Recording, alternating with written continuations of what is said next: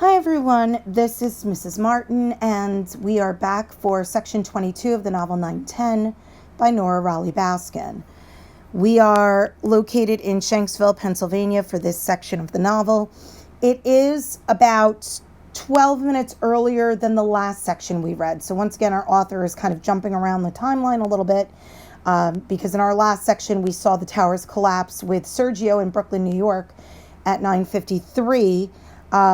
However, we are actually dropping back to 9:41 a.m. And again, it is September 11th, so there are a few key events that we know have already occurred. We know that the two hijacked planes have hit the towers by this point. And if we start referencing that timeline that was shared with you, there are a few historic facts that come into play in Shanksville. We know that from our timeline at 8:42 a.m., Flight 93 left Newark Airport. And because of traffic on the runway, they were late by 40 minutes. That plane was supposed to leave at 8:02. It left at 8:42. And if you remember the video we watched on Flight 93, we know that that allowed the people aboard Flight 93 to learn what had happened at the Twin Towers. Additionally, if you think back to the video we watched, we know that it was approximately 9:28 when Flight 93 was actually hijacked. So the hijackers were aboard the entire time, but because of the lateness of the flight, those hijackers waited until about 40 minutes into the flight to actually make their move and take over the cockpit, as opposed to the other flights where the hijacking happened fairly shortly after they got off the ground. Now, the other detail that we know to be fact is that at 10:03, Flight 93 will crash. And that will happen in a field in Shanksville, Pennsylvania. So this particular piece of the reading fits into the timeline right in between these two events. So we'll have to see how much of this factual information gets conveyed to us through the eyes of Will Rittenhouse. Will knew he would have to ride by Claire's house on his way to school, which was most likely the reason he veered his bike to the side and took a little rest, hoping that by the time he got back on, she would be long gone. Then he wouldn't have to face her, not just yet. In fact, skipping school entirely seemed like it might not be a bad idea. For that reason, and for the fact that the day was probably the most perfect day Will could ever remember, even if he had ruined what might possibly have been his only chance at being with a girl he really, really liked. So, if you remember the last time we saw Will, he had tried to apologize to Claire, and Claire was still really angry about the way he behaved around his friends in front of her. So, things hadn't gone well, but, Will is still feeling pretty good. And part of that might be that he's finally talking about his feelings with his mom, and maybe, just maybe, that's allowed him to let go of some of his anger towards his dad and about his dad's death. Will lay face up in the grass, his hands folded under his head. There wasn't a cloud in the sky to dream about or make up stories about, but Will dreamed anyway. And as he often did, he imagined that his dad was still alive. That it had all been some horrible mistake, a mix-up in the hospital, mistaken identity. His dad would come home one afternoon after a really long haul gig, and he'd wonder what all the hubbub was about. Wouldn't that be funny? No. That's why they had had the funeral, the dark suit, the service and the burial. All those people and all that food. Will shook his head back and forth in the grass, shaking the thoughts out of his mind, because there had to be something more than either fantasy or horror. So, Will's thoughts right now, he's classifying them as either fantasy or horror. Like they are somehow a fictional story. When actually, it's probably more accurate to look at his thoughts as his dreams versus his reality. And yes, his reality is very sad right now, but that's not all there is to his reality. He still has a future. He still has hope. There's still opportunity and possibility in his future. It's just Will doesn't see it that way right now. The other interesting thing that we could categorize this as is the child side of Will versus the adult side of Will. That child side wants to believe in miracles and fantasy and things that aren't real, and that adult side keeps pulling him back to reality. So once again, we're seeing that struggle in Will between being a child and being an adult. There had to be, and there was. Will closed his eyes and let himself just remember his dad. His dad throwing him across his parents' king-size bed, pretending to wrestle, doing a Jerry Lawler pile driver and then a Sergeant Slaughter cobra clutch. Then his father would pretend to get tired or pretend to make a bad choice, leaving his arms exposed or his back wide open, and Will would bounce across the mattress, acting out a Randy Savage elbow drop off the top rope, and take his father all the way down where his dad would flop around and beg for mercy. For the longest time, for years after he should have known better, Will really believed he had won. Sort of. So what's kind of interesting to note about this is that the wrestling isn't just something that he was doing with Ben and Alex. The wrestling was something of a connection to his dad. So maybe the day before, it wasn't necessarily about him blowing off Claire and focusing on his friends, or him choosing to be a child instead of being a teenager. Maybe it was about him missing his dad. And that wrestling connection was something he shared with his friends.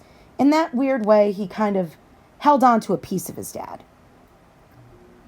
A smile grew across his face as the warm memory took hold in his mind and then his whole body, until Will felt the heat of the sun disappear and he heard a voice directly over his head. "What's up there, William Rittenhouse?" That was Claire. Will jumped to his feet and his sneakers got tangled under him for a long second, but he made a swift, semi-graceful recovery and stood upright. "What are you doing here? How did you find me?" She pointed back toward the road. "I recognized your bike." Oh. It took Will a little while to put it together. "But why aren't you in school?" "I decided I needed a personal day." Claire smiled conspiratorially. "So, I told my mom I wasn't feeling well, and when she went to work, well, it was so beautiful out. You know what I mean? And then I saw your bike there." She waited a beat and added, "I was hoping I'd see you." "Me?" Without saying so, they both started walking back toward the road. They picked up their bikes, but neither of them got on. "We're probably both going to get in trouble," Will said, pushing his bike forward. "Well, you will for sure," she laughed. Will knew this was exactly what he had hoped for, what he had hoped would happen yesterday when he asked Claire to ride bikes after school. Almost 24 hours and a couple of embarrassing moments later, but here they were. It was hard not to feel excited but calm but happy. It felt right. "I'm sorry I was so mean to you last night," Claire said. They rode their bikes over the gravel, not in any hurry. "It's okay. I deserved it." "No, you didn't," Claire said. "You were just fooling around with your friends. I guess He didn't want her to feel sorry for him. He didn't want her to like him because his father had died and she thought he was fragile. He wanted her to like him. So here's that word again, fragile. And just a reminder, fragile means delicate. It means breakable.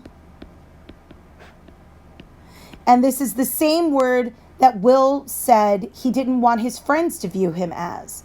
Because Will doesn't want people to feel pity towards him or to feel bad for him or to befriend him or care about him because he lost his father. He really just wants people to see him as himself and appreciate him for who he is. Claire went on, I guess I just like you, that's all. Claire took Will's hand, and they walked that way for a long while without saying anything. Will wanted to reach out and stop their bikes from rolling. He wanted to lean over and press his lips against Claire's because he knew hers would be soft and warm and that it would be perfect, like the crystalline blue sky over their heads and the gentle wind that cooled them and the expanse of green lawns that he had known all his life. And it was just like that when he kissed her. Neither of them heard the discordant sound of a jet engine coming near until it roared right above their heads. Then a huge flash of silver reflected in the sun. They both looked up to see a plane flying on its side, so near, so close to the tops of the trees that later both Will and Claire would mention being able to see the metal rivets on the wings. And then it was gone.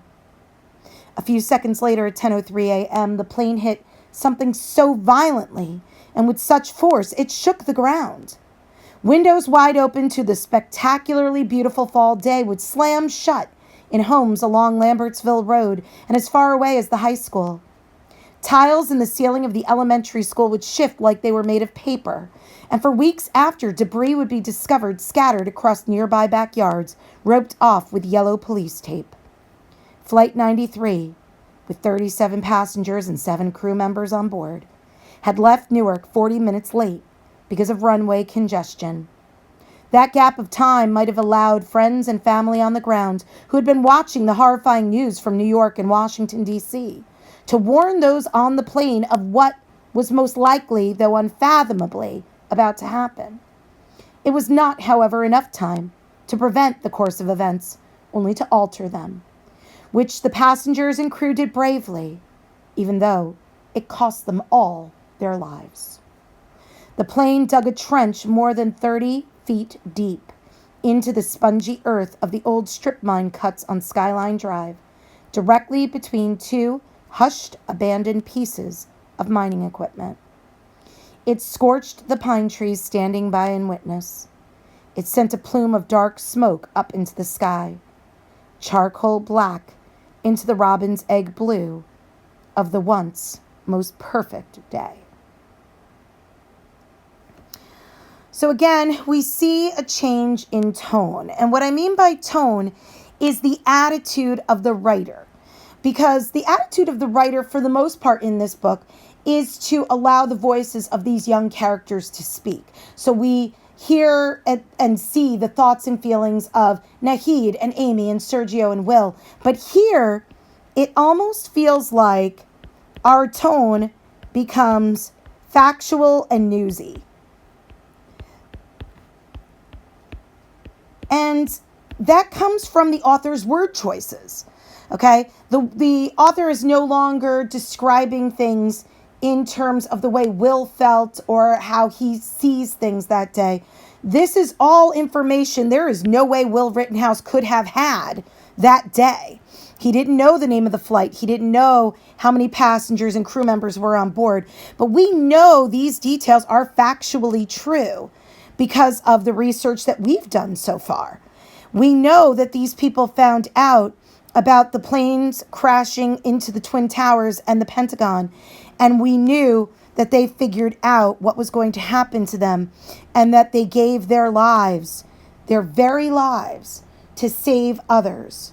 So this choice of words, this choice of making our narrator no longer focus on Will, but making them omniscient, which means all-knowing. That means that we have changed our tone.